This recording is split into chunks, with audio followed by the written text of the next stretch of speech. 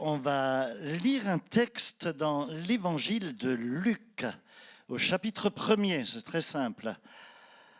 Si tu ne sais pas où ça se trouve, si tu n'as pas ta Bible ouverte, demande à ton voisin et donne-lui 2 €. Il va te montrer. Alléluia.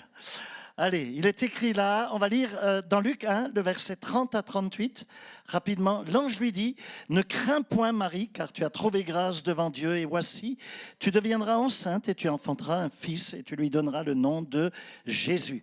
Il sera grand et sera appelé fils du Très-Haut, et le Seigneur Dieu lui donnera le trône de David, son père. Il régnera sur la maison de Jacob éternellement, et son règne n'aura point de fin. Marie dit à l'ange, comment cela se fera-t-il, puisque je ne connais point d'homme. L'ange lui répondit, le Saint-Esprit viendra sur toi et la puissance du Très-Haut te couvrira de son ombre. C'est pourquoi le Saint-Enfant qui naîtra de toi sera appelé Fils de Dieu. Voici Élisabeth, ta parente, a conçu elle aussi un fils en sa vieillesse, et celle qui était appelée stérile est dans son 6e mois.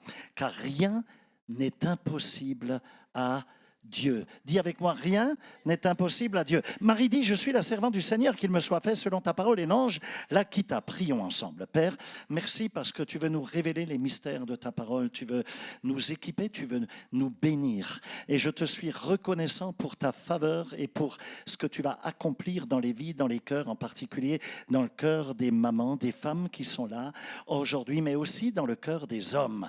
Seigneur, merci pour ta miséricorde, que le précieux sang de Jésus-Christ nous couvre et nous garde surnaturellement, que les puissances de ténèbres soient liées. J'interdis à tout esprit diabolique, démoniaque de venir troubler ce moment et de venir voler la révélation de ta parole. Je lis ces ténèbres et je leur interdis tout champ d'activité. Au nom de Jésus-Christ, soyez bénis. Amen et Amen. Vous pouvez vous asseoir dans la présence de Dieu.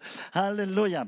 Alors mes amis, aujourd'hui en ce dimanche de fête des mères, je ne veux pas que juste célébrer une journée qui est sur le calendrier, mais aussi nous voulons, et puis nous ne voulons pas non plus qu'offrir des fleurs, dire merci aux mamans, partager un repas, envoyer un message, honorer par tradition, etc. Tout ça, c'est excellent, même précieux et très bien. Ça a parfaitement sa place parce que d'abord Dieu est un Dieu de fête. Alléluia, gloire à Dieu. Et puis il aime quand on se réjouit ensemble.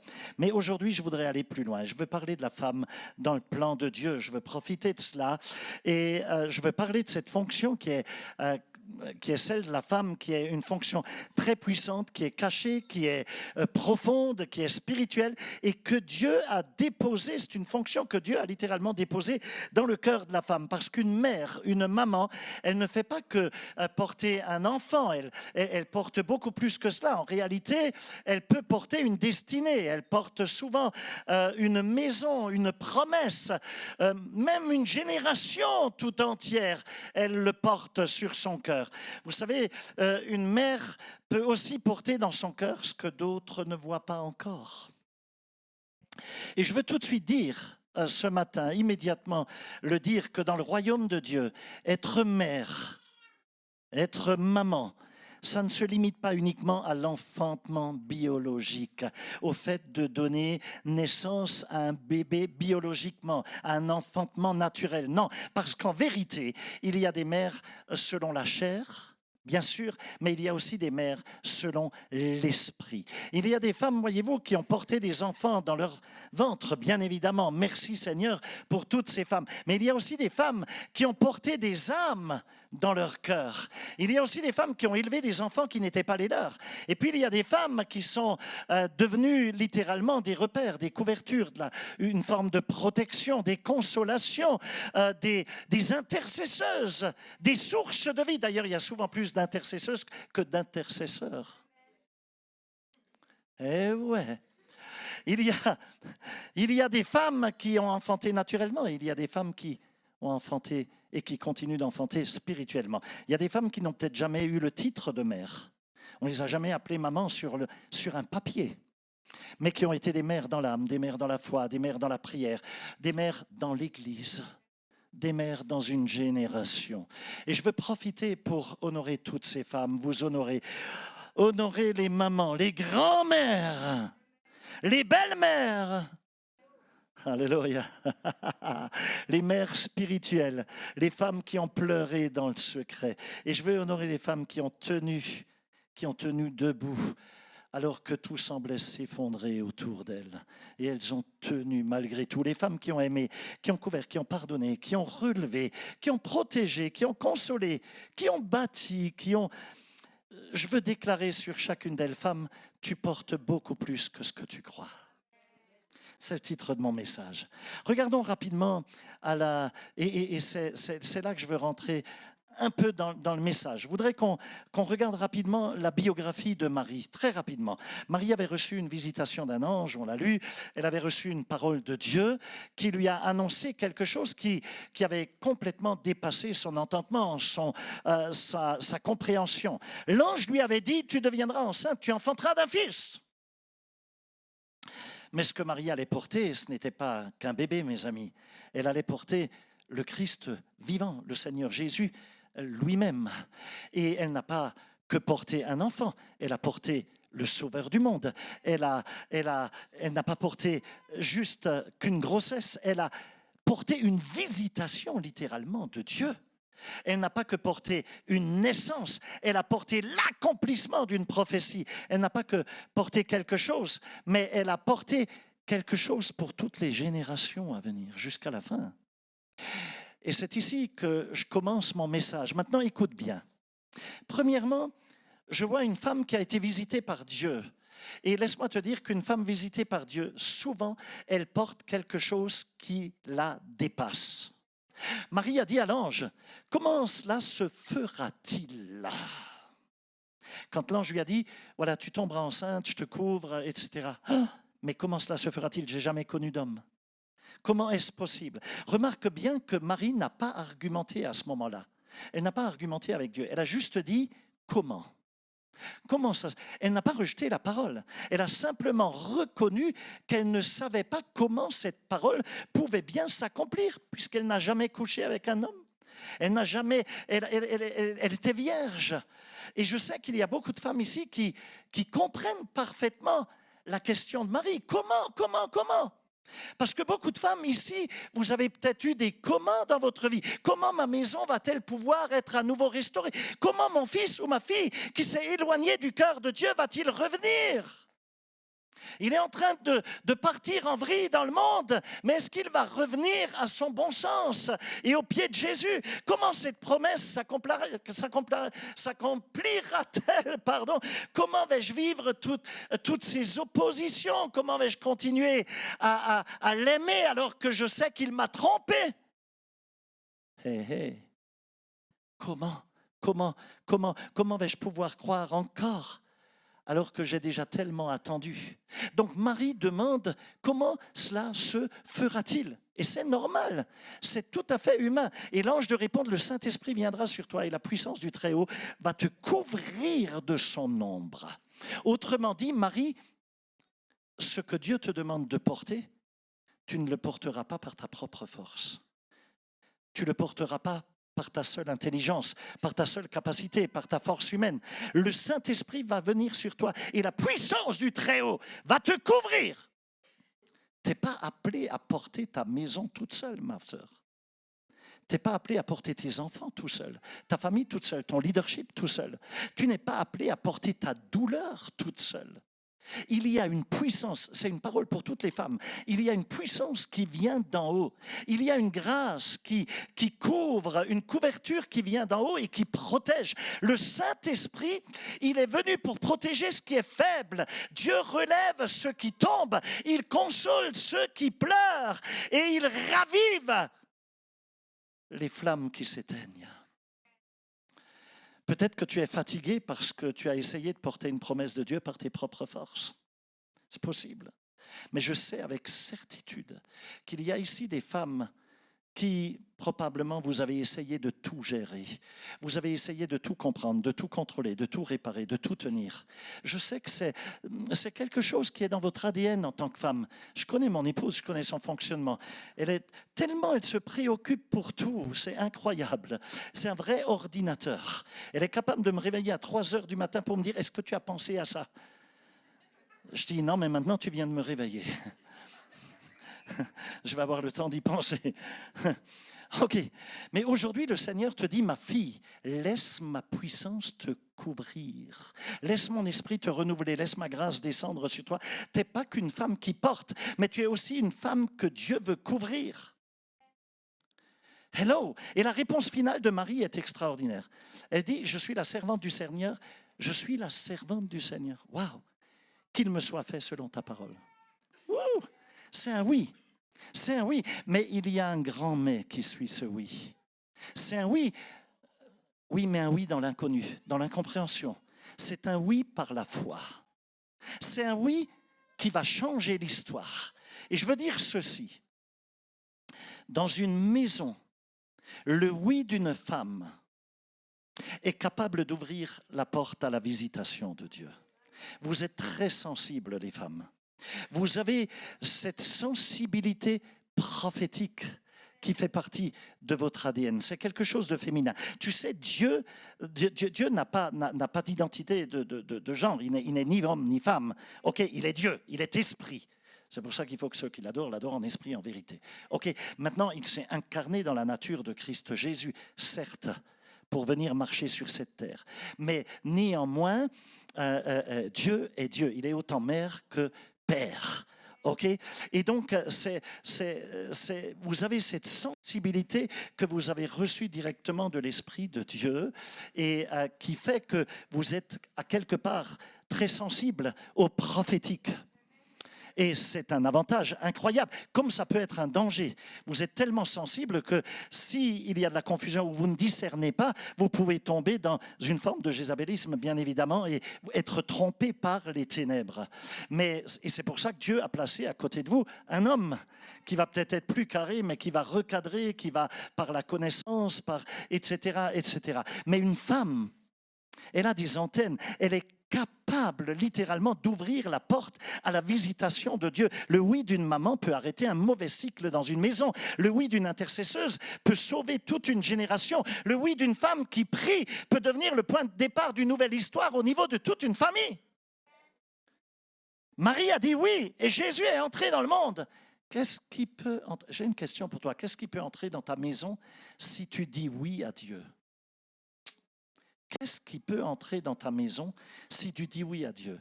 Qu'est-ce qui peut naître dans ta famille si tu dis oui à sa parole? Qu'est-ce qui peut être restauré si tu dis oui à son esprit? Hey, qu'est-ce qui peut être libéré si tu dis Seigneur, je ne comprends pas tout, mais je te fais confiance? Je voudrais qu'on lise rapidement, je veux juste te faire réfléchir à cela. Je veux qu'on lise un deuxième passage des Écritures. Dans Exode chapitre 2, les 3 premiers versets, 1, 2, 3. Allez, Exode 2, les 3 premiers versets, si on peut l'afficher derrière moi, ce sera très bien. Un homme de la maison de Lévi avait pris pour femme une fille de Lévi. Cette femme devint enceinte et enfanta un fils. Elle vit qu'il était beau et le cacha pendant 3 mois. Ne pouvant plus le cacher, elle prit une caisse de jonc qu'elle enduisit de bitume et de pois. Elle y mit l'enfant et le déposa parmi les roseaux sur le bord du fleuve. Ce texte nous parle de Jochébed, qui était qui? La maman de Moïse. Un certain Moshe, un Moïse. Mais ce qui s'est passé, c'est qu'au milieu d'un décret de mort, à l'époque, vous vous rappelez, Pharaon avait lancé un décret de mort, parce que le peuple juif prenait de l'importance, il avait peur d'un coup d'État, il avait peur d'être renversé, etc. Et une femme avait donné naissance, durant ce décret de mort qui était prononcé, elle avait donné naissance littéralement à un libérateur. Et cela nous révèle, parce que nous savons ce qu'est devenu ce bébé. Il est devenu le fameux Moïse qui libère tout le peuple, n'est-ce pas, et qui va le conduire dans le pays promis. Ok, cela nous révèle en tout cas quelque chose. L'ennemi, mes amis, ne combat pas ce que tu es aujourd'hui, ma sœur, mais même pour les hommes. L'ennemi ne combat pas ce que vous êtes aujourd'hui. Il combat surtout ce que Dieu a prévu avec toi demain. avec toi demain. Ce qui l'intéresse, c'est que tu n'arrives pas à accomplir ta destinée. Pharaon, à cette époque-là, pardonnez-moi, Pharaon ignorait totalement que le bébé que Jochébed venait de mettre au monde, ce bébé qu'il voulait tuer, puisqu'il fallait tuer tous les nés mâles, c'était celui qui ferait sortir Israël d'Égypte. Il l'ignorait, mais le diable le savait. Et c'est pour ça que le diable cherche à détruire ce que tu vas devenir. Et Pharaon, bien évidemment, il ne savait pas que dans les bras de cette maman, il y avait un libérateur. Pharaon ne savait pas que dans le cri de ce nouveau-né, il y avait l'annonce de l'exode du peuple juif. Mais Jochébed, elle avait vu, elle, en tant que maman, dans sa sensibilité du cœur de maman, elle avait vu quelque chose. La Bible dit, et on l'a lu, elle vit qu'il était beau. Elle vit qu'il était beau. Et quand tu prends l'étymologie du terme beau dans l'hébreu, et dans l'origine, tu comprends à ce moment-là qu'elle ne voulait pas dire qu'il était juste beau physiquement, mais en vérité, elle avait discerné littéralement une destinée sur cet enfant. Une belle destinée. Elle a compris que la main de Dieu était déjà sur cet enfant. Elle a compris que l'ordre de Pharaon ne devait pas être plus fort que la promesse de Dieu. Hello? C'est pour ça qu'il est dit qu'il vaut mieux obéir à Dieu qu'aux hommes. OK? Quand ça va contre la parole. Et du coup, qu'est-ce qu'elle a fait? Elle l'a caché. Dis avec moi, elle l'a caché. Et ça, c'est puissant, ça. Il y a une puissance là-dedans. Il est dit, elle le cacha. Mais c'est tellement puissant, cette phrase. Une courte phrase, elle le cacha. Waouh! Une mère, selon le cœur de Dieu, sait protéger ce que Dieu lui confie. Une maman, selon le cœur de Dieu, elle protège ce que Dieu lui confie. Elle ne laisse pas l'Égypte, qui est une image du monde, ni Pharaon, qui est une image du diable, éduquer ce que Dieu lui a donné. Elle ne permet pas que ses enfants soient pervertis par la mentalité du monde et par toutes les cochonneries qu'on veut leur faire avaler.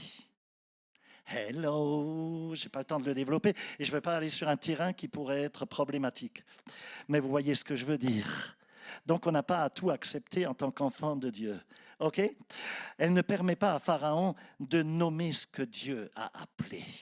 Gloire à Dieu. Elle ne laisse pas la culture de mort de ce monde pourri décider de l'avenir de son enfant. Non, jamais. Elle ne laisse pas non plus la confusion de ce siècle de tarés qu'on traverse actuellement, définir l'identité de sa maison. L'identité de notre maison, elle est en Christ. Une telle maman, elle va dire, mon enfant appartient à Dieu. Ma maison, c'est la propriété privée de Dieu. Cette destinée de mes enfants appartiennent à Dieu. Ces destinées appartiennent à Dieu. Et lorsqu'elle ne pouvait plus le cacher, qu'est-ce qu'elle a fait? Elle a construit une caisse de jonc qu'elle a entuie avec du bitume et du poids pour le rendre étanche. Et après cela, elle a placé le bébé Moïse dedans et l'a déposé au bord du fleuve, sur le fleuve. Le fleuve, mes amis, ça devait être normalement un instrument de mort. On noyait les enfants dans le fleuve. Mais par la foi d'une maman, le fleuve, à ce moment-là, parce qu'elle a fait ce qu'il a fallu, inspiré par l'Esprit, le fleuve était devenu un moyen de transport vers le palais. Mes amis, ce qui devait tuer, ce qui devait assassiner Moïse, ce qui devait l'éradiquer, l'a conduit vers sa destinée. C'est extraordinaire. Ce qui devait être son tombeau est devenu son chemin. Et je veux déclarer, oh Jesus, je veux déclarer aujourd'hui que le Dieu que nous servons, c'est celui qui renverse les plans de l'ennemi. La Bible dit que toute chose concourt au bien de ceux qui aiment Dieu. Oh, hallelujah! Et je voudrais que tu comprennes ce qui devait détruire ton enfant peut devenir le lieu de son témoignage. Alors ne baisse pas les bras, même si tu as un gamin aujourd'hui encore qui fait les 400 coups, qui va de travers, qui peut-être traîne avec des gens de mauvaise vie ou dans des réseaux de drogue ou que sais-je, continue de prier. Dieu n'a pas dit son dernier mot. Ce qui devait engloutir ta famille va devenir le chemin de sa destinée. délivrance. Alléluia. Ce qui devait arrêter ta maison peut devenir l'endroit où Dieu va manifester le miracle, sa gloire. Mes amis, Jochebed elle n'avait aucun pouvoir sur le plan politique, comprends-le bien. Elle n'avait rien, elle n'avait pas d'armée à sa disposition. Elle n'avait pas un décret signé pour sauver la vie de son bébé. Elle n'avait rien de tout ça, mais elle avait la foi. Elle avait du discernement, elle avait du courage, elle avait l'amour pour son enfant et l'amour pour son Dieu. Elle avait cette autorité intérieure dans ses tripes. Elle dit, je ne livrerai pas ce que Dieu m'a confié. Et basta. Il n'y a pas à discuter, il n'y a pas à argumenter. Je voudrais parler aux mamans, là, aux mères qui prient pour leurs enfants. Ne sous-estimez pas vos prières. Ne sous-estimez pas toutes les déclarations de foi que vous faites. Je vous mets quelque chose à cœur, s'il vous plaît. Si votre enfant part en vrille, ne laissez pas sortir de votre bouche, mais de grâce, des paroles négatives. En disant, ouais, il est fichu, il ne reviendra plus jamais. Ouais, jamais. Que des paroles de bénédiction. Ce sont des paroles prophétiques que vous allez prononcer. Ce sont des paroles qui vous permettent... Vous pensez peut-être que ce sont des paroles folles parce que vous voyez tout l'inverse, mais vous prophétisez ce qui doit être, même si ça va dans l'autre sens. Vos paroles sont des vibrations. Quand elles sortent de votre bouche, si elles sont négatives, les démons et le diable l'utilisent. Si elles sont positives, les anges du ciel, le Saint-Esprit de Dieu va travailler avec et va agir. Et ne sous-estimez pas vos larmes, ne sous-estimez pas vos déclarations de foi que vous faites. Et c'est incroyable, mais une maman qui prie est capable de construire une arche invisible autour de ses enfants. Oui, une arche faite de joncs, qui va être étanche aux ténèbres. Une mère qui croit est capable de couvrir une destinée que le monde ne reconnaît pas encore. Elle est capable d'intercéder pour retenir la main de l'ennemi. L'intercession est tellement puissante. Elle peut se tenir devant Dieu et changer littéralement l'atmosphère de sa maison. Et même si ton enfant était sur un fleuve de perdition, pour autant, il n'est pas hors de portée de la main de Dieu, car Dieu est Dieu. Ouais, même s'il semble exposé, Dieu va quand même le guider, crois-le-moi, même dans les ténèbres. Et quand Dieu parle, le diable est obligé de plier le genou. Il n'est qu'une créature. Dieu est Dieu. Et même si tu ne contrôles plus tout, Dieu reste encore Dieu. Alors fais-lui confiance. Un troisième point, très rapidement. On a souvent une image très douce des mamans, d'une mère. Et c'est très juste, parce qu'une mère... elle allait, elle console, elle aime, elle prend soin, elle prend ses enfants dans ses bras, elle encourage, elle rassure. C'est le propre d'une maman. Mais dans la Bible, la mère ne porte pas que la tendresse. Elle porte aussi une énorme autorité spirituelle. Regarde avec moi Déborah, un exemple. Dans Juges 5, verset 7, les chefs étaient sans force en Israël, sans force quand je me suis levé, moi, Déborah, quand je me suis levé comme une mère en Israël. Maintenant, laisse-moi te dire quelque chose. Au sujet de Déborah, peut-être tu le sais si tu as lu ces textes. Déborah était une prophétesse. Hello. Elle était également connue comme étant une juge. Elle était juge. Elle était connue pour sa sensibilité à la voix de Dieu. Elle entendait Dieu. Elle parlait à la nation tout entière en tant que prophétesse et en tant que juge. Elle a réveillé Barak. Ok. Déborah a également été impliquée dans une énorme victoire. C'est à cause d'elle qu'une grande victoire a été expérimentée. Mais quand elle a parlé d'elle-même, elle dit « Je me suis levée comme une mère, comme une maman en Israël. » Elle n'a pas... Ça me choque, parce qu'elle n'a pas dit « Je me suis levée comme juge. » En Israël, non. Elle n'a pas dit « Je me suis levée en tant que prophétesse en Israël. » Non, elle a dit « Je me suis levée comme une mère. » Cela montre donc très clairement qu'il y a une dimension maternelle qui ne se limite pas au foyer, mais qui peut porter une génération tout entière. C'est incroyable. Il y a des mères qui portent leurs enfants, d'autres qui portent leur famille, qui portent une ambiance, une atmosphère, une génération entière dans la prière. C'est incroyable. Des femmes qui se lèvent lorsque ceux qui sont censés assumer leur leadership sont faibles. Et ce sont des femmes qui se lèvent et qui bousculent les choses. Des femmes qui se lèvent lorsque la maison est attaquée. Le mari dort, mais elle, à 3 heures du matin, elle est en intercession. Des femmes qui se lèvent quand les enfants sont en danger. Touche pas à mon enfant. Elles deviennent des lionnes. Tu touches à leur enfant, elles sont prêtes à te sauter dessus, à t'arracher les yeux. Parce qu'elles protègent. Elles se lèvent. Déborah dit, quand je me suis levée. Et là, je me suis dit une chose et je veux vous mettre ça à cœur. Il y a vraiment, il faut que des femmes, il y a un temps pour vous où Dieu vous appelle à vous lever. Écoutez, il y a vraiment un temps très clair où Dieu veut que vous vous levez. Et il y a des temps où tu ne peux tout simplement plus rester assise parce que c'est le temps. Se lever dans l'autorité que Dieu donne. Se lever pour dire à l'ennemi, mais tu ne feras pas ce que tu veux dans ma maison. Stop, je viens contre toi avec le sang de Jésus. Tu vas te lever, tu vas dire, mes enfants ne vont plus avancer sans couverture, sans prière. Moi, je m'engage, je suis debout, je les couvre avec le sang de Jésus. Ma famille ne sera pas détruite parce que je mène le combat spirituel et elles vont bousculer leur mari. Je ne regarderai pas passivement, je vais pas fermer les yeux ou croiser les bras et regarder la mort entrer là dans ma maison, là où Dieu m'a appelé à porter la vie. Elles ne vont pas l'accepter. Femme de Dieu, mère de Dieu, n'oubliez jamais, vos paroles portent une énorme autorité lorsque vous parlez au nom de Jésus. Il y a une puissance dans vos prières, il y a une force parce que vous avez un discernement particulier. Il y a une onction, une sensibilité prophétique. Quelque chose aussi qui fait que vous avez reçu cet ADN de la fidélité. Et quelquefois, une maison, vous voulez que je vous dise quelque chose, elle tient juste debout parce qu'une femme prie à l'intérieur. Ouais, quelquefois, un enfant revient à Dieu. Des années après avoir fait peut-être les 400 coups, parce qu'une mère n'a jamais baissé les bras. Dieu a entendu.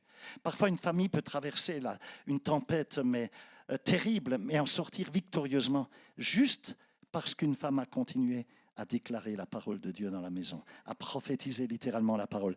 Quelquefois, une génération entière reçoit un héritage parce qu'une grand-mère n'a jamais lâché. Hey, mes amis, le monde a besoin que les femmes se lèvent. L'Église a besoin que les femmes se lèvent. Les familles ont besoin de mères. Les enfants ont besoin de mères qui se lèvent. Et aujourd'hui, je veux prophétiser qu'ici, il y a beaucoup de Déborah qui vont encore se lever. Des Déborah qui vont se lever, des femmes de feu, des intercesseuses, des bâtisseuses de maisons qui vont se lever, des femmes fatiguées mais qui sont renouvelées par le Saint-Esprit qui les couvre et qui vont se lever. OK? Allez. Une autre chose, je vais terminer avec Anne. Une autre femme, 4 femmes aujourd'hui. Je vais juste terminer là-dessus. Je ne vais pas être très long. On va faire un temps de ministère. Anne était stérile. Je parle de Anne qui était dans l'Ancienne Alliance. Elle portait une douleur profonde. Elle était incomprise. Elle était humiliée. Elle était blessée dans son âme. Son mari avait 2 femmes. Donc il y avait Anne et tu te rappelles, il y avait l'autre femme à côté, Pénina. Et donc elle était humiliée, etc. Elle était stérile. Mais Anne a fait ce que beaucoup de femmes, de foi, elles font dans une saison qui est difficile, qui est douloureuse. Elle a déposé sa douleur au pied de Dieu, au pied du Seigneur.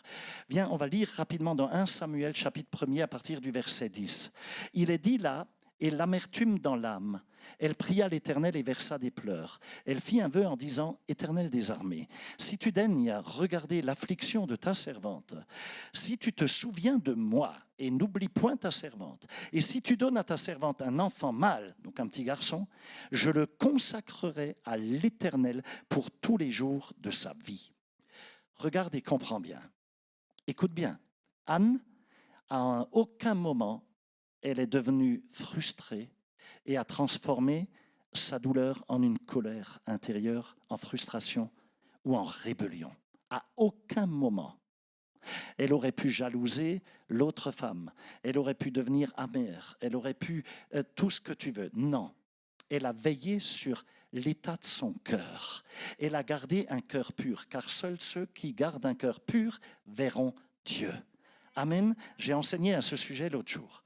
Ok, elle a transformé sa douleur en prière. Elle n'a pas non plus fermé son cœur à cause de l'humiliation qu'elle venait de vivre. Je te rappelle que Élie, le souverain sacrificateur, l'a humiliée. Il lui a dit, mais t'es complètement bourré, t'es ivre, qu'est-ce que tu fais dans le temple, etc. Parce qu'elle gémissait.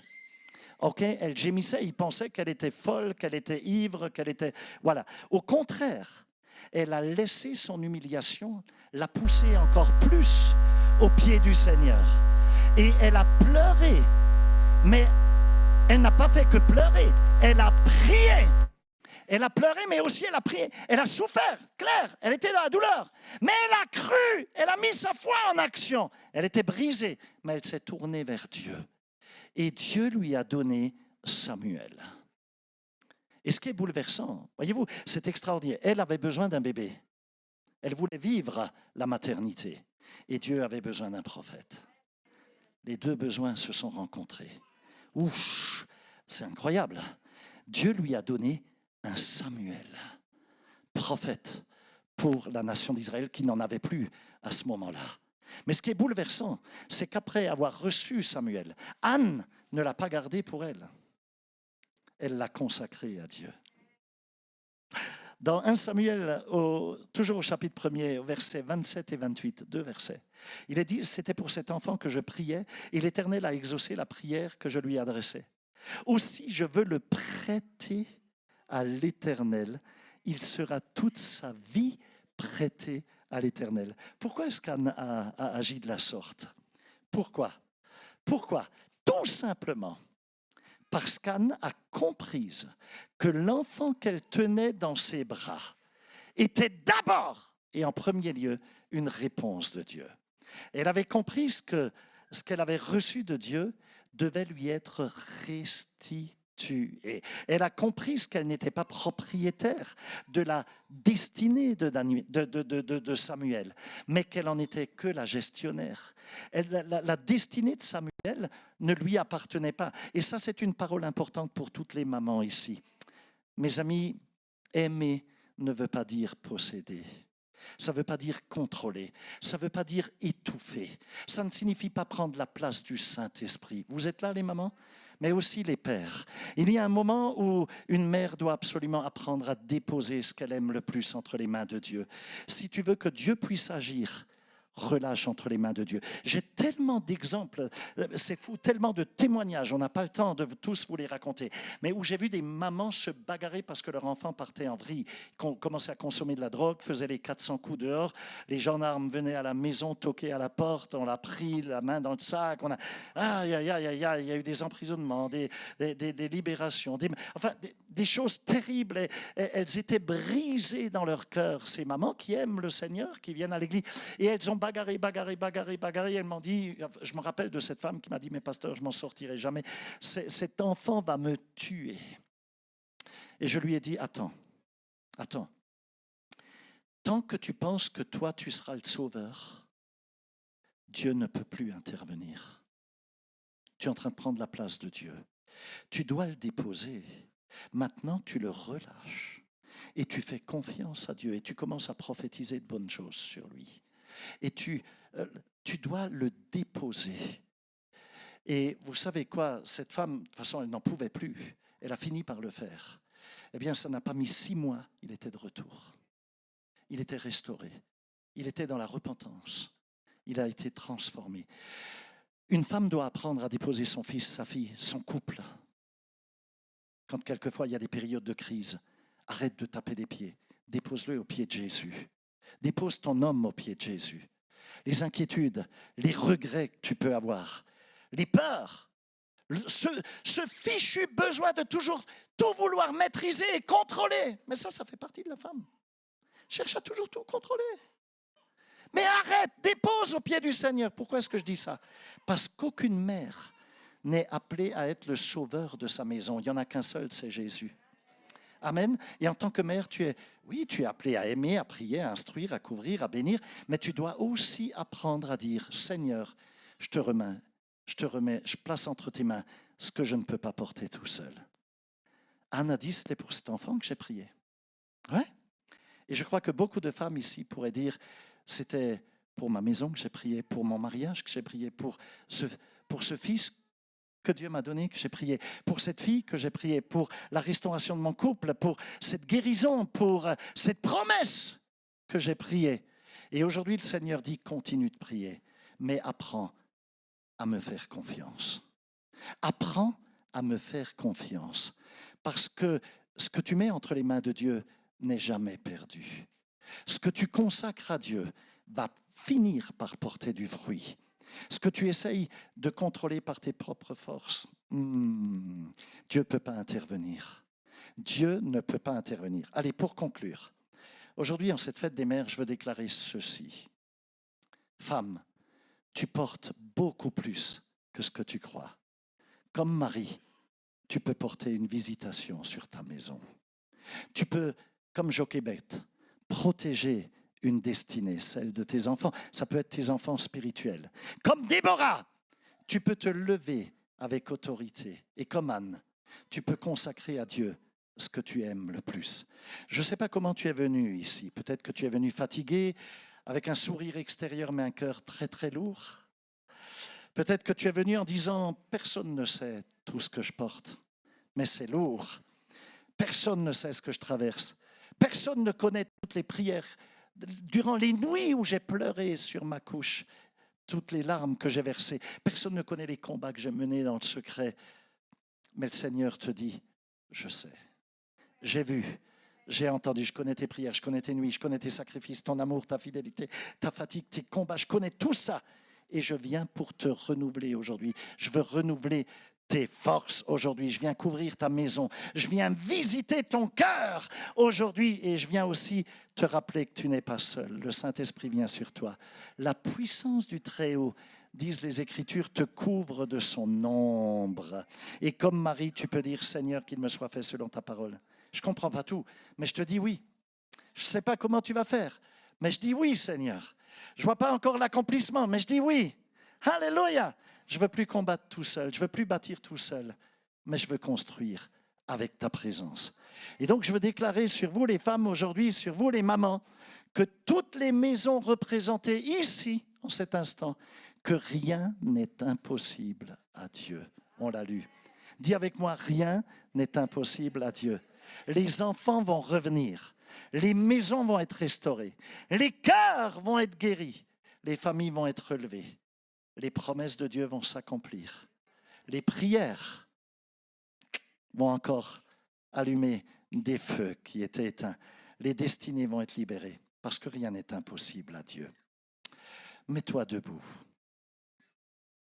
Je veux d'abord demander à toutes les femmes, à toutes les mères, à toutes les grands-mères, à toutes les futures mères, à toutes les mères spirituelles de simplement ouvrir, je veux que vous ouvrez vos mains devant le Seigneur.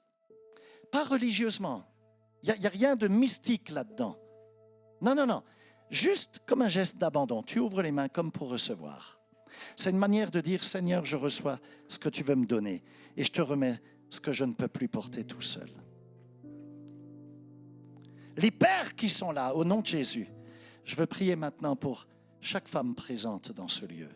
Je veux prier pour chaque maman, pour chaque femme qui a porté dans le secret, qui a pleuré sans être vue, qui a continué à aimer alors qu'elle était fatiguée. Et je veux prier pour chaque femme qui a continué à prier alors que tu n'avais pas encore vu la réponse. Tu as peut-être porté ta maison, tes enfants, un couple difficile, une famille, un ministère, une responsabilité, je ne sais pas. Mais maintenant, au nom puissant de Jésus, je veux déclarer que le Saint-Esprit vient renouveler tes forces. Ta fatigue, elle dégage. La culpabilité, elle tombe. Le poids de l'échec disparaît. Les regrets qui te paralysent partent. Les paroles de condamnation qui ont été prononcées sur ta vie tombent. Les accusations intérieures tombent. Les fardeaux que Dieu t'a jamais demandé de porter, ils dégagent. Je veux déclarer que tu ne porteras plus tout seul. Tu ne seras plus seul dans la prière, dans le combat. La puissance du Très-Haut te couvre de son ombre. Ne l'oublie jamais. Dieu est avec toi. Alors qu'une huile fraîche, l'huile du Saint-Esprit descende sur toi, que la paix de Dieu qui surpasse ton intelligence remplisse ton cœur, que la consolation du Saint-Esprit descende. Dieu dit, je t'ai vu, je t'ai vu.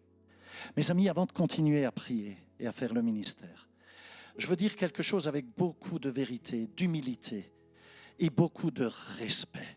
Aujourd'hui, nous sommes en train d'honorer les mamans, nous bénissons les mères.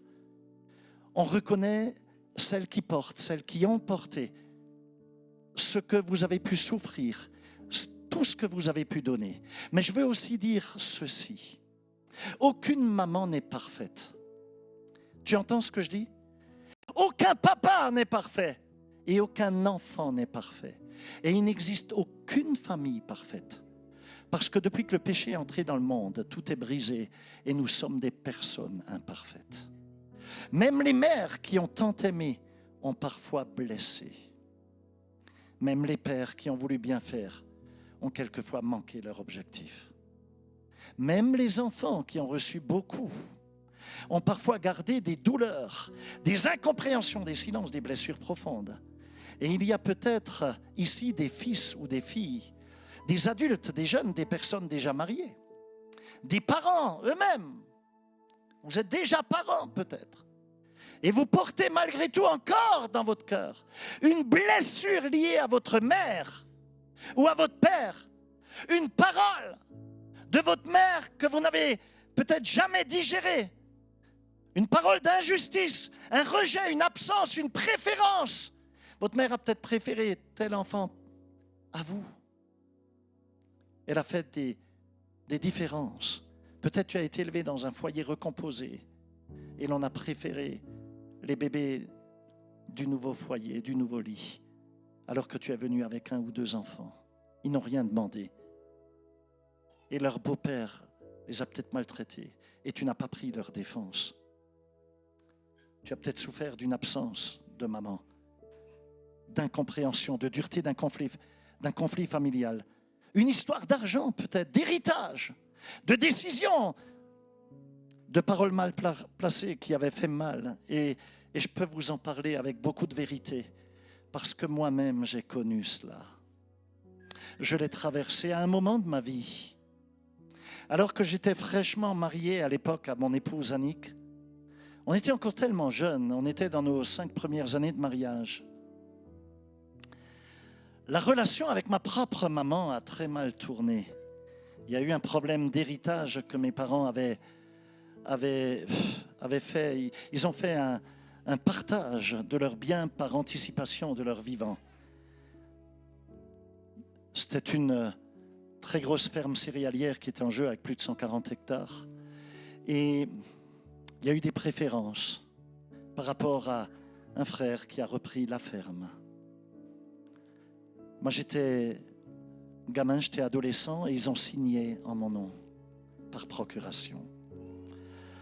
Et je devais hériter d'un bien qui devait me dédommager, qui devait être une part correcte, qui devait être des terrains constructibles qui valaient bien évidemment de l'argent. Mais c'était une situation qui a mal tourné parce que les temps ont changé. C'était en 1973, ça date. J'étais petit, j'étais un préado à ce moment-là. Et plus tard, il y a eu les crises pétrolières et les communes ont commencé à faire les remembrements et les communes ont mis des POS, des plans d'occupation du sol en place. Et tous les terrains qui devaient être constructibles, que je devais hériter, sont restés des terrains agricoles qui ne valaient plus rien. Et après mon mariage, quand on a voulu récupérer notre bien pour construire, j'avais plus de terrain de construction, j'avais rien. J'avais un héritage qui était 0. Le terrain agricole ne vaut pas grand-chose. Alors que ma sœur et mon frère avaient eu le jackpot. Et à ce moment-là, je suis retourné sur la ferme. Et je suis allé voir ma maman, mon père. Et je leur ai dit, il faut qu'on arrange les choses parce que les situations ont changé. C'est pas moi qui a signé. Et maman, je veux pas, papa, je veux pas aller contre vous, je veux pas saisir la justice. C'est pas possible, je suis votre enfant. Mais il faut qu'on trouve une solution. Et ma mère a fait un déni. Elle m'a rejeté. Elle m'a dit, mais écoute, ça va bien dans ta vie, regarde. Tu es déjà dans le commerce avec ta femme, vous vivez bien. Qu'est-ce que tu veux de plus? Va voir avec ton frère. Et mon frère n'avait aucun intérêt à échanger des biens. Et cela m'a mis dans une haine intérieure. Je ne connaissais pas Jésus. Et j'ai rejeté ma mère, rejeté mon père. J'ai eu des paroles difficiles. De manière très cruelle, je leur ai souhaité la mort. Et c'est ce qui vous explique qu'à l'époque, on a plié bagages et qu'on est parti en Guyane. Parce que j'avais une telle haine que je n'arrivais même plus à supporter de passer par la route qui traverse le village natal où ils habitaient. Mais toute chose concourt au bien.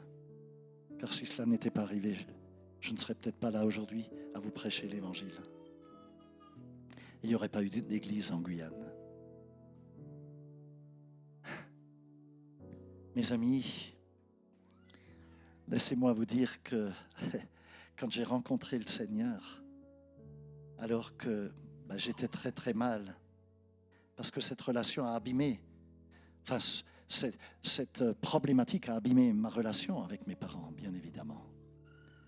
Et après que j'ai rencontré le Seigneur Jésus, en tant que sauveur et Seigneur personnel dans mon cœur, il a fallu que je pardonne. Un matin, le Seigneur m'a paralysé dans le lit. Ça ne pouvait être que lui, mais j'étais paralysé. Je me suis réveillé et je croyais mourir. J'avais perdu toutes les fonctions de mes membres. Et c'est venu par les pieds quand je me suis réveillé et jusqu'à la tête. Et notre appartement était contigu à une chaufferie et je pensais que c'était de l'oxyde de carbone ou quelque chose. J'étais en train de mourir. Je pensais réellement, une pensée m'est venue, tu es en train de mourir. Et j'étais seul à ce moment-là. Mon épouse était en Guyane, j'étais en Alsace, on était en plein dans les va-et-vient pour le déménagement. Et pour la première fois de ma vie, j'ai entendu de manière audible venant de l'extérieur, pas comme une parole de connaissance intérieure, pas comme une parole prophétique qui montre à travers le cheminement de l'esprit par l'intuition, connecté sur le Saint-Esprit, mais de manière audible et extérieure. Je pense que c'est ce qu'a dû vivre et expérimenter l'apôtre Paul, qui était Saul à ce moment-là, quand il est tombé du cheval et qu'il a entendu la voix du Seigneur. Et j'entendais la voix du Seigneur qui me dit « Fils, tu vas passer dans les eaux du baptême. » C'était un vendredi, dimanche, parce que j'étais tout jeune converti. J'avais moins d'un mois de conversion. Et il y avait un service de baptême, je m'y suis inscrit. Je ne savais même pas ce que je faisais, mais je savais que c'était bien. J'étais convaincu. Et j'entends la voix de Dieu me parler. C'était une voix, je savais que c'était Dieu. Je ne peux pas t'expliquer comment. C'était une voix d'une tendresse incroyable, mais aussi d'une autorité, d'une sévérité phénoménale. Et je savais que ce n'était pas le diable. Ça a littéralement transpercé mes tripes. Et le Seigneur m'interpelle et me dit « Fils, tu vas passer dans les eaux du baptême. » Vous savez, la veille, je me suis endormi sur l'histoire d'Ananias et Saphira, qui avaient menti au Saint-Esprit et qui sont tombés morts. Et le Seigneur me dit, à ce moment-là, « Fils, je peux reprendre ta vie maintenant. » Et je savais, je pouvais appeler personne. Je voulais parler avec ma bouche et la voix ne sortait plus. J'étais littéralement paralysé totalement. Et je discutais dans mon cœur avec Dieu. C'est comme si c'était hier, je ne peux pas oublier ces choses. Ça m'a marqué comme au fer rouge.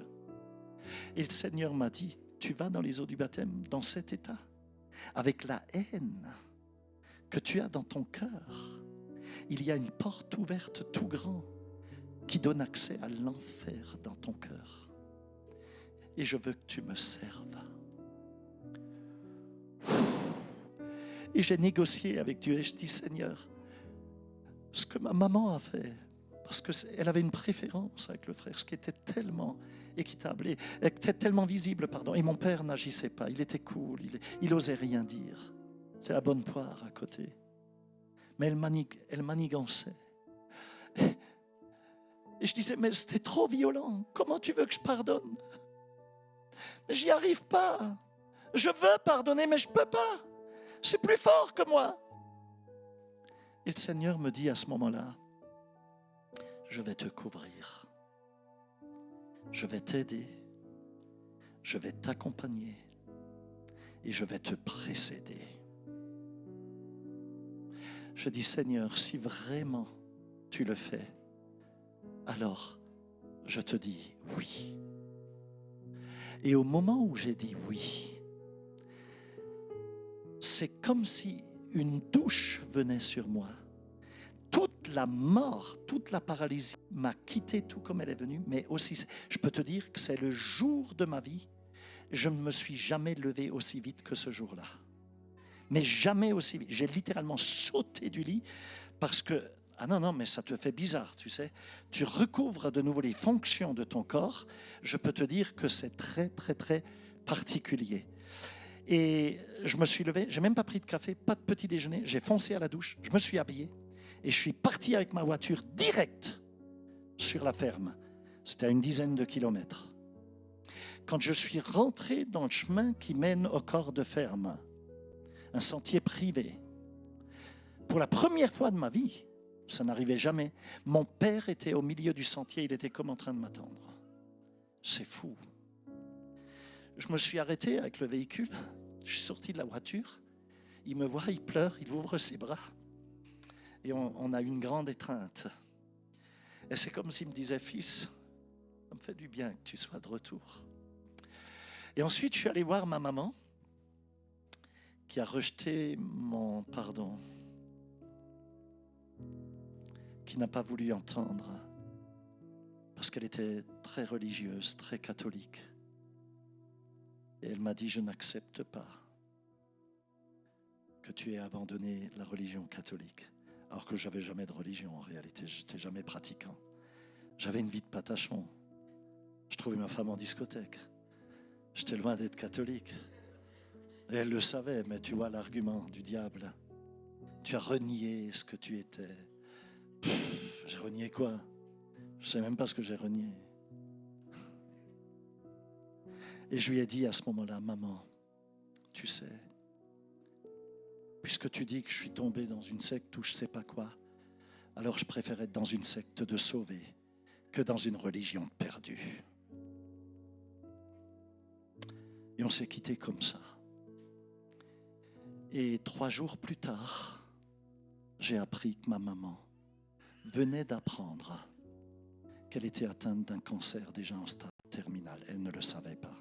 Elle n'avait jamais de douleur. Et subitement, après cela, il s'est déclenché quelque chose. Je pense qu'il y a eu comme un accès au diable, une malédiction qui l'a touché. Et vous savez, c'est fou parce que il a fallu que je pardonne.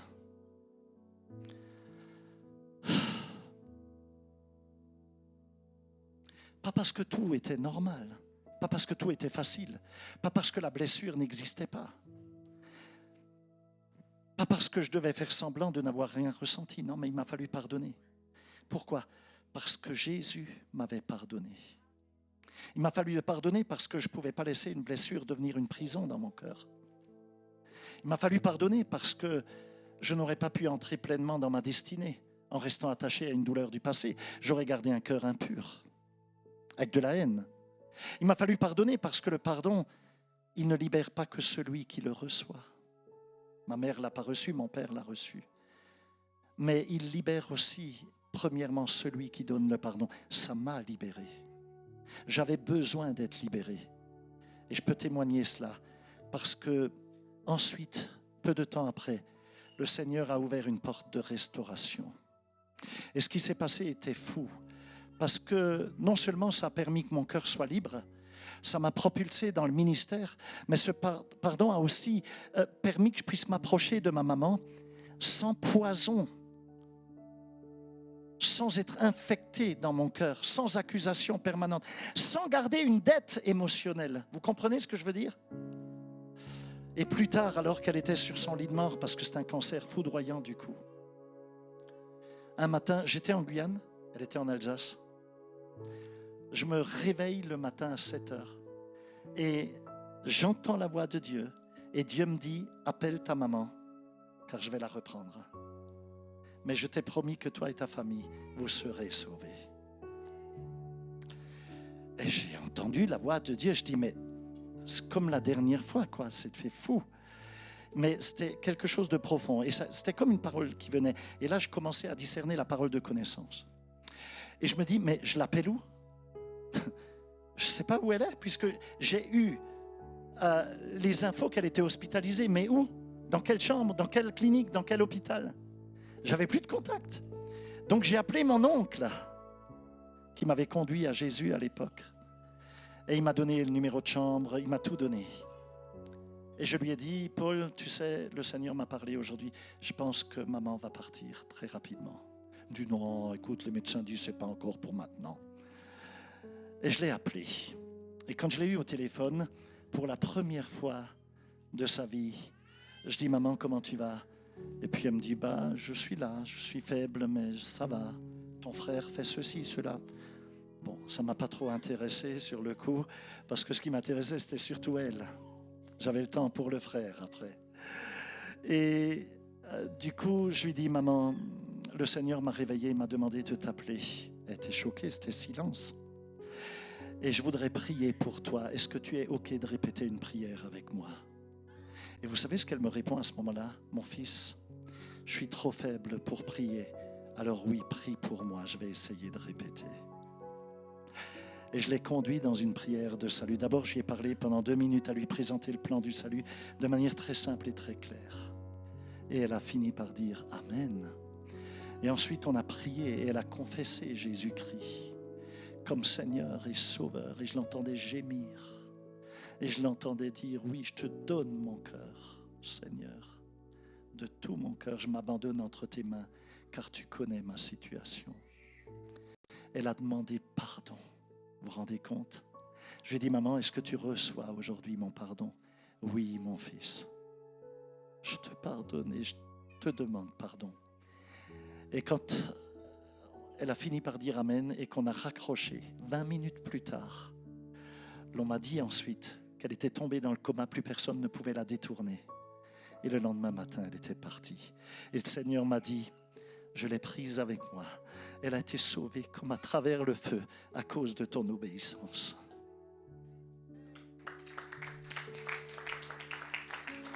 Mes amis, si je n'avais pas pardonné, peut-être que la douleur aurait parlé plus fort que l'amour. Et j'en serais pas là. Si je n'avais pas pardonné, peut-être que l'amertume aurait fermé la porte à un moment éternel et je ne l'aurais jamais retrouvé. Mon père a donné sa vie à Jésus après. Il est devenu comme un évangéliste dans le village. Avant qu'il parte, il a distribué une lettre. J'ai prié pour son salut et il a voulu que je lui écrive la prière. Et je ne savais pas pourquoi. Je me suis dit, bon, pour qu'il ne l'oublie pas, de temps en temps, il va la faire. Vous savez ce qu'il a fait quand il est retourné chez lui? Il a fait faire une tonne de photocopies. Il est allé voir tous les vieux du village et il a dit, fais cette prière, mon fils me l'a fait faire. Sinon tu vas en enfer, fais cette prière. Et c'est fou. Et le jour de l'enterrement de mon père, il y a des gens qui sont venus me voir dans le village, des vieux, qui ne me connaissaient même pas. Ils me disent, c'est toi le fils? Regarde, j'ai la prière avec moi.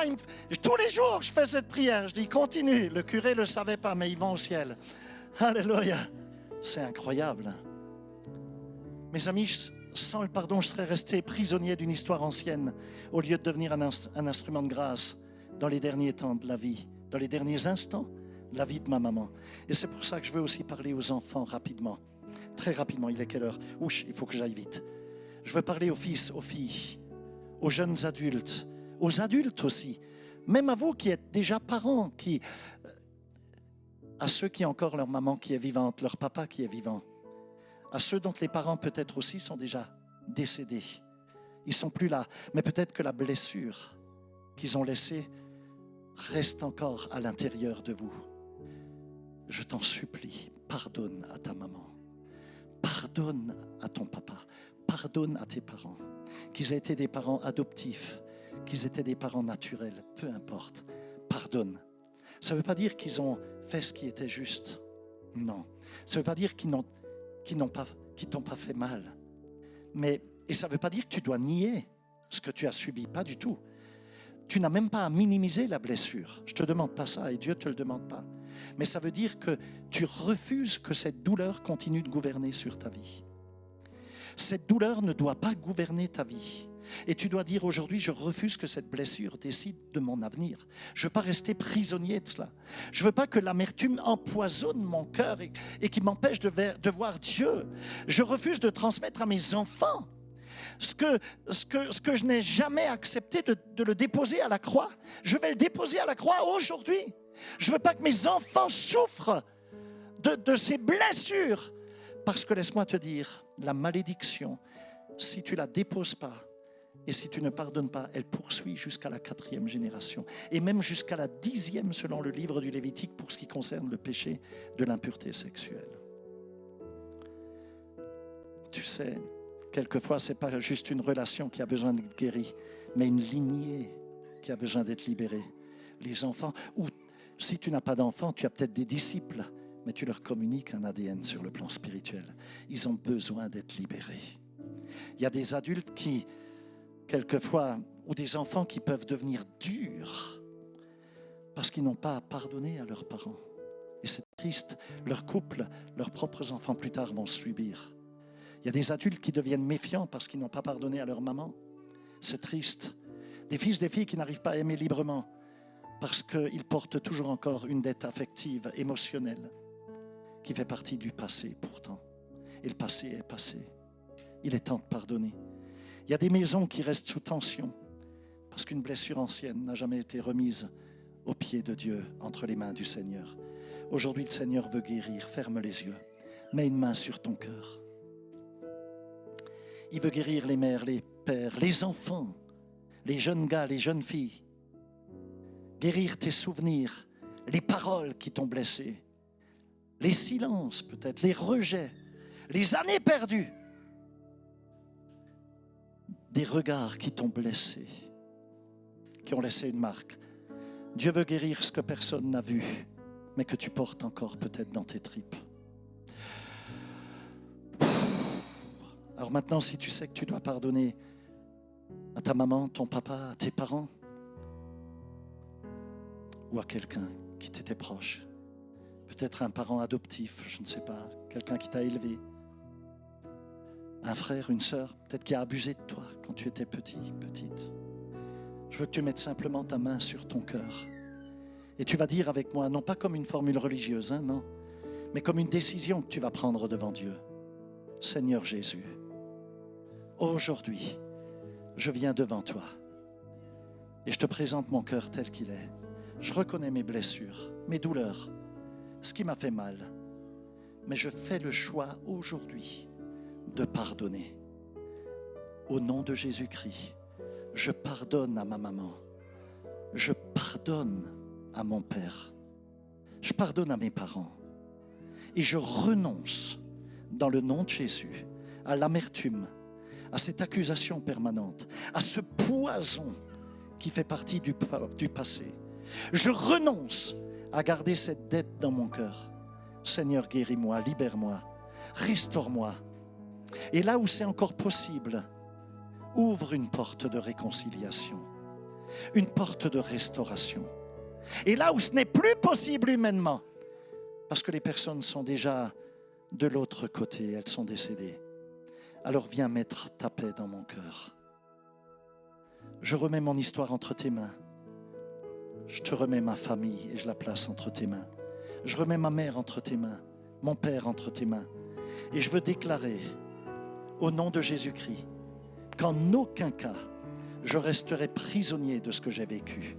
Mais je suis libre par la puissance de Jésus-Christ. Et je reçois la guérison, la restauration. Et je serai tout à nouveau capable d'aimer sans reproduire la douleur. Capable de construire, de bâtir, sans être gouverné par le passé. Au nom de Jésus-Christ. Maintenant, les pères, je veux prier pour chaque cœur qui... Les pères et les mères, si vous venez de poser un acte de pardon, si vous l'avez fait avec tout votre cœur, peut-être qu'il va falloir faire quelque chose en quittant ce culte. Il va falloir peut-être écrire ou téléphoner ou aller voir et dire « Maman, je te pardonne et je te demande pardon ». Ferme les yeux. Père, que la puissance de ton esprit vienne, que les chaînes invisibles soient brisées au nom de Jésus. Les racines d'amertume, je les arrache. Les blessures liées aux parents, je déclare qu'elles guérissent au nom de Jésus. Que les souvenirs douloureux perdent leur pouvoir et que les fils et les filles soient libérés, que les mamans soient libérées également de toute culpabilité. Que les papas soient libérés de toute condamnation.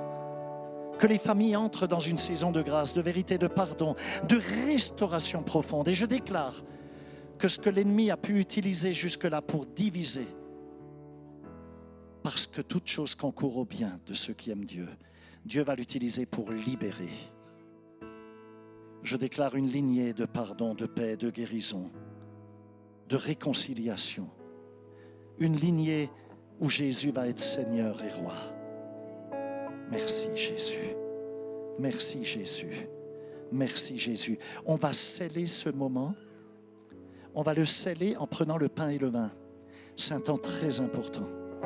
Et tu vas déclarer, je reçois aujourd'hui, dans le nom de Jésus. Vous savez, la fête des mères, il y a un grand business. Oh, toutes les mamans sont beaux, tout le monde est beau, tout le monde il est gentil, tout le monde il est... C'est très bien. Mais il y a une vérité profonde. Vous êtes des Déborah, vous êtes des Marie, vous êtes des Jochébed, vous êtes des Anne. Et il y a une autorité incroyable. Mais nous avons la responsabilité d'utiliser cette autorité dans la paix du Seigneur. Sinon, elle peut faire très mal. Elle peut aussi faire des dégâts. Combien de belles-mères ont détruit le couple de leur fille ou de leur fils? Combien se sont ingérés par manque de sagesse? Et on doit apprendre. Je vous ai partagé mon cœur et une toute petite partie de mon témoignage. Mais croyez-moi, peut-être que je serais même plus vivant aujourd'hui si je n'avais pas rencontré Jésus. J'ai expérimenté des choses directes avec le Seigneur. Et je veux qu'on le scelle aujourd'hui avec le pain et le vin. Alors, je vais juste demander, allez viens, tu es un fils dans la maison. Je veux que tu pries pour le pain. Et Pasteur Delphine, tu as déjà le micro en main, c'est pour ça. Tu vas prier pour le vin. Vianney, tu peux prier en espagnol, il n'y a pas de souci. Por le pan. Ok, bueno, Señor, te damos gracias. Hoy tomamos de tu cuerpo, Señor. Ese cuerpo que fue molido en la cruz del Calvario, Señor. Hoy tomamos de tu cuerpo y compartimos como uno solo. Tú nos aceptas, has muerto por tu iglesia. Hoy aceptamos el sacrificio de la cruz. Hoy participamos del pan que nos hace uno como iglesia en tu espíritu, Señor. Gracias por tu sacrificio en la cruz. En el nombre de Jesús. Amén. Amén. Amén. Pasteur Delphine. Amen. Père, merci. Merci de nous donner aujourd'hui accès à ta présence. Merci, Seigneur, de nous donner accès à cette table, Seigneur, qui nous permet de partager ce pain et ce vin. Merci pour ce sacrifice que tu as fait à la croix, Seigneur. Cette alliance que tu nous permets, ton précieux sang qui a coulé à la croix, qui nous lave, qui nous purifie, Seigneur, et qui nous donne encore accès à qui tu es. Cette alliance, Seigneur, que tu as fait pour nous. Ce précieux sang qui a coulé, Seigneur, qui nous lave, qui nous purifie. Cette marque, Seigneur, qui nous permet d'avoir accès à tes lieux très saints. Seigneur, merci pour ce sacrifice à la croix. Merci, Seigneur, pour cet acte que tu as fait, qui nous donne accès à qui tu es. Merci, mon Dieu, pour ce sang qui libère, ce sang qui nous justifie, ce sang qui nous pardonne encore. Ce précieux sang, Seigneur, que nous allons encore boire, qui va apporter encore la vie, qui va nous apporter encore ton esprit, ta présence encore. Merci pour ce précieux sang, Seigneur. Que tu as tout donné. Que tu as tout donné pour nous à la croix, afin que nous soyons libérés, guéris et justifiés par toi. Amen et amen. Quelles sont les personnes qui ont besoin aujourd'hui, qui ont réalisé que vous devez pardonner? Lève voir la main rapidement. Que tu dois encore faire un pas de pardon. Lève ta main. N'aie pas peur. On est tous à la même enseigne, tu sais. Et il n'y a pas de vie parfaite, ça n'existe pas. Qui a conscience que tu dois non seulement demander pardon, mais pardonner à quelqu'un ou demander pardon? Je veux que tu scelles cet engagement, que tu vas le faire devant le Seigneur en prenant le pain et le vin qui nous rappellent pourquoi il est mort, pour que jamais on oublie. Et aussi notre destinée. Il a pris notre passé, il nous parle aujourd'hui, et son avenir, notre avenir est entre ses mains. Et donc je veux que tu le fasses vraiment, comme si tu signais là un engagement avec le Seigneur. Je vais le faire, Seigneur. Quand Dieu m'avait parlé, il faut dire que c'était choc ce que j'ai vécu, mais je n'ai pas attendu, c'était le matin même. Je n'ai pas dit j'irai demain, car je savais que peut-être le diable, entre-temps, il me découragerait. J'ai foncé immédiatement. Et c'était salutaire. Ça s'appelle l'obéissance immédiate. Dieu s'attend à ce qu'on obéisse immédiatement à sa parole. Ne reporte pas. Que Dieu vous bénisse. On va partager le pain et le vin.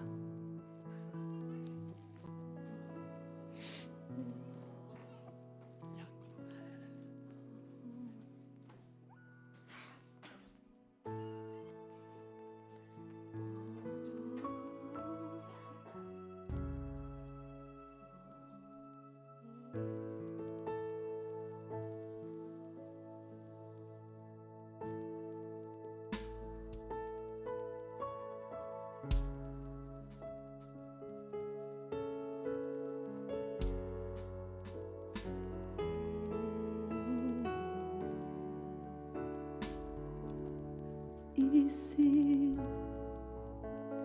je me prosterne dans le silence, je veux te sentir. Ici, j'entends ta voix qui m'invite dans ta présence. Je m'approche, je m'approche.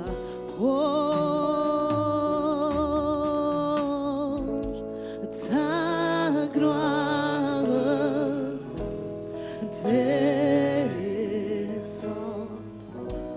elle vient restaurer mon cœur et toucher mes pensées. Ta présence m'enveloppe, et je veux toujours rester devant ta majesté.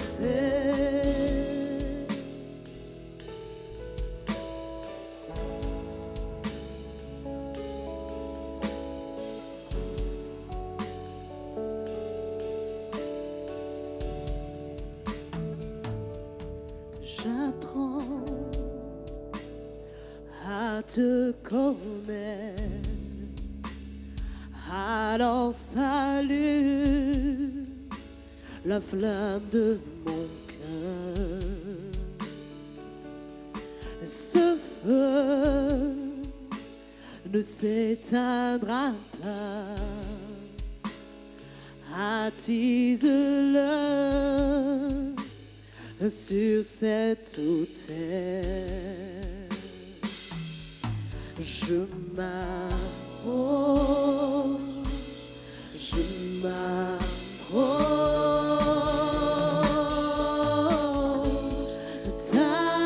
gloire descend et vient restaurer mon cœur et guérir mes pensées. Ok, on va prendre le pain ensemble dans le nom de Jésus.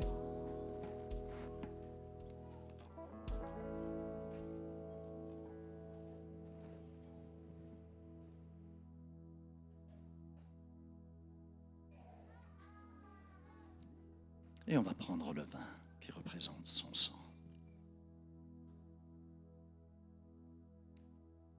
Merci Seigneur. Alléluia. Est-ce qu'il y a des personnes ici qui ont besoin d'une touche particulière de la part de Dieu, d'un toucher spécial? Parce que peut-être que quelque chose t'a parlé dans ce qui a été enseigné ce matin, partagé, et tu sens que tu as besoin d'une touche de Dieu. Alors je te demande de t'avancer. Et les pasteurs, on va prier pour toi. L'équipe pastorale va prier pour toi. Si tu as besoin, c'est maintenant. Si quelqu'un aussi veut venir à Jésus ou revenir à Jésus, ou j'en sais rien, peut-être tu es là pour une des premières fois, je ne sais pas, eh bien, tu peux t'avancer. On va prier pour toi. Maintenant. Les pasteurs, l'équipe du G12 primaire, s'il vous plaît. Allez, on va faire le ministère là. Allez, come on. Pasteur Anaya Sharon, allez. Tu vas faire le ministère aussi. Pasteur Rico. Pasteur Patrice. Allez, viens. Allez, on va faire le ministère et on va prier pour vous. Pasteur, allez, Johanna, tu vas faire le ministère aussi. On y va. On prie pour les gens. Je veux toujours rester devant ta majesté. Oh, ta gloire descend. Elle vient restaurer mon cœur et guérir mes pensées. Ta présence m'enveloppe. Je veux toujours rester devant ta majesté. Oh, devant ta majesté.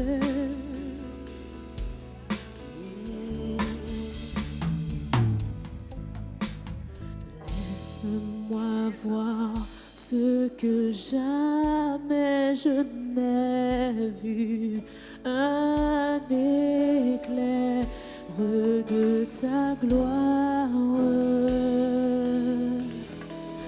Encore un moment, je veux rester pour contempler plus de ta beauté. Laisse-moi voir ce que jamais je n'ai vu, un éclair de ta gloire. Encore un moment, je veux rester pour contempler plus de ta beauté. Je l'ai goûté, je ne m'en lasse pas. J'ai besoin de toi, d'être dans ta gloire. Je te rends ma vie, je ne m'attache à rien. Je veux seulement plus de toi, Jésus. Oh, ta gloire descend et viens restaurer mon cœur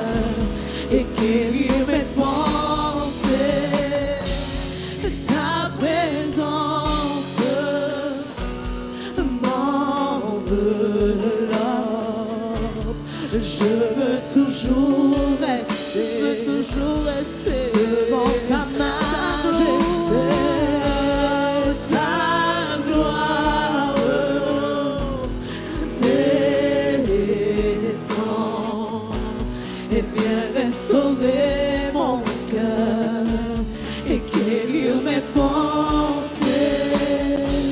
Et ta présence m'enveloppe. Je veux toujours rester devant ta majesté. Je veux toujours ta présence. Je veux rester seulement ta présence.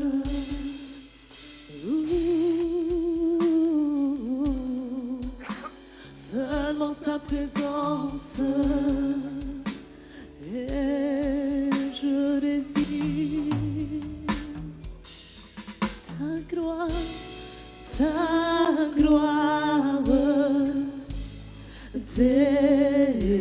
descend et viens restaurer mon cœur et guérir mes pensées. Ta présence m'enveloppe. Je veux toujours rester devant ta majesté. Oh, ta gloire descend.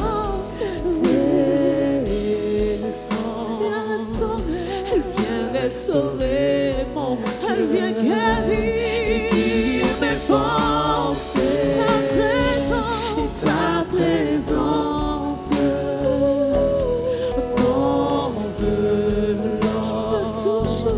Je veux toujours rester devant ta majesté. Je veux toujours rester devant ta majesté. Alléluia, gloire à Dieu. Eh bien, que la bénédiction dans l'amour du Père, dans la compassion du Fils et dans la puissance du Saint-Esprit repose sur vous, bien-aimés. Que cette semaine soit une semaine miraculeuse pour vous. On se donne un grand rendez-vous dimanche prochain, ça va être explosif. Je serai avec vous dimanche prochain, ça va être explosif, je vous le garantis. Ce ne sera pas la fête des mères là, mais ça va être la fête de tous. Je vous l'assure, ça va être une explosion miraculeuse dimanche prochain. Car le Seigneur a déjà placé quelque chose sur mon cœur de très spécial. Et Pasteur Delphine a encore quelque chose à dire avant que vous quittez ce lieu. Et n'oubliez pas, le bar est ouvert tout à l'heure. Alors bien sûr, on ne sert pas de whisky, mais vous pourrez prendre un café. Alléluia, de l'eau, des jus, tout ce que vous voulez. Mais écoutez bien, Pasteur Delphine a quelque chose à vous dire. Alors, est-ce que je peux voir la main de toutes les mamans? On veut que maman, future maman. Future maman. Alors, toute l'équipe qui a dansé tout à l'heure, on veut vraiment vous continuer à vous honorer avec ce petit présent du CCI Paris qui veut vraiment vous bénir avec ce petit cadeau, ce grand cadeau, mais que pour que votre flamme puisse toujours rester allumée. Amen. Soyez bénis, toutes femmes, soyez bénis, femmes de prière. Ne partez pas sans le cadeau. Ne partez pas sans le cadeau. Et les hommes, ne soyez pas jaloux, la fête des pères arrive. Amen. Toutes les filles qui ont le petit shirt rose, n'hésitez pas d'aller près d'elles où elles vont se retrouver à la fin. Mais ne partez pas sans votre cadeau. Soyez bénis, bonne fête des mères.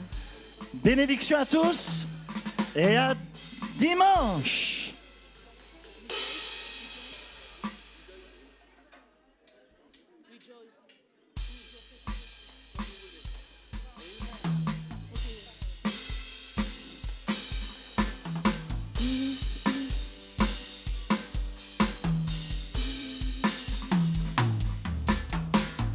Danse, danse, danse, danse pour le Seigneur. Danse, danse, danse, danse pour le Seigneur. Danse, danse, danse, danse pour le Seigneur.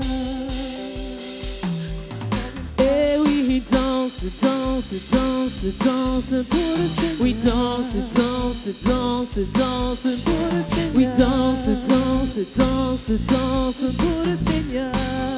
Je veux chanter, louer. Je veux chanter et louer. Peu importe ce que je vis maintenant, c'est c'est le grand Dieu qui vit en moi. Son nom c'est Jésus. Je suis des vainqueurs, plus que victorieux. Je suis un héritier du royaume, rempli de sa Je me réjouis en lui. Je me réjouis en lui. Hey, Je me réjouis en lui. Je me réjouis en lui. Oui, plus que je me vainqueur. réjouis en lui. Je me réjouis en lui. Je me réjouis en lui. Je me réjouis en lui. Oui, plus que je me vainqueur. réjouis en lui. Je me réjouis en lui. Alléluia. Je me réjouis en lui. Alléluia. Je me réjouis en lui. Oui, plus que vainqueur. oh, oh, oh, oh, oh, oh, Tout arme forgé contre moi, Tout arme forgé contre moi sera annulé sans effet. C'est le grand Dieu qui vit en moi. crie son nom. Son nom c'est Jésus. Je suis des vainqueurs, plus que victorieux. Je suis un héritier du royaume, Rempli, toujours rempli, rempli de sa Je me réjouis en lui. Je me réjouis en lui. Alléluia. Je me réjouis en lui. Je me réjouis en lui. Oui, plus que Je me réjouis en lui. Je me réjouis en lui. Alléluia. Je me réjouis en lui. Je me réjouis en lui. Oui, plus que vainqueur. Merci maman pour tout ce que tu nous as donné. Merci de m'avoir bien surveillé. Maman, je t'aime. Bonjour maman, c'est merveilleuse et tu as une beauté merveilleuse. Dans ses yeux brille l'amour et la vertu. Maman, je t'aime. Déjeuner, toujours prête à nous guider. Je t'aime maman. Maman, tu es bénie. Maman, tu es Je t'aime maman. choisie. Je t'aime maman. Je t'aime maman. Je t'aime maman. Je t'aime maman. Je t'aime mon cœur. Je t'aime. Maman, tu es bénie. Je t'aime très fort. Je t'aime très fort. Et personne comme tu m'as. Maman, tu es précieuse pour moi. Maman, tu es ma maman. Maman, tu es bénie. Maman, tu es lumière. Bonne fête, maman.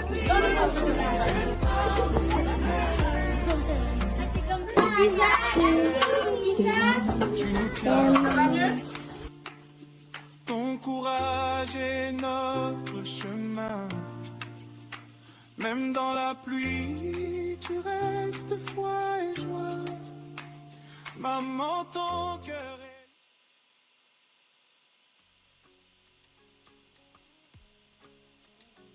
Mama yangu, thank you for loving me unconditionally, mama. Thank you for being there for me, oh, nikupe nini, mama. Le temps d'amour que tu m'as donné, j'en ai assez à donner aux autres. Aïe, aïe, maman, tu es une femme formidable, exceptionnelle.